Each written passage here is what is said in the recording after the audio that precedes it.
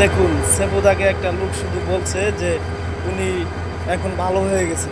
দেখেন ওনার রিয়াকশনটা একটু দেখেন, সেবুদার রিয়াকশনটা একটু দেখেন। দাদা এই দাদা হ্যালো বলেন।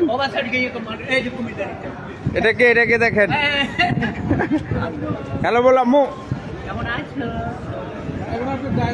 নামাজ পড়ো ভালো নাকি? আসেন আসলে এদিক লাইভ করতেছে। আমার মেয়ে কি নিয়ে দেখেন না, দুইজনই ইয়াং বাংলাদেশি বাঙালি। ভালো হয়ে গেছে এখন উনি কোন দিন কি বলেন উল্টা পাল্টা কথা বলতে।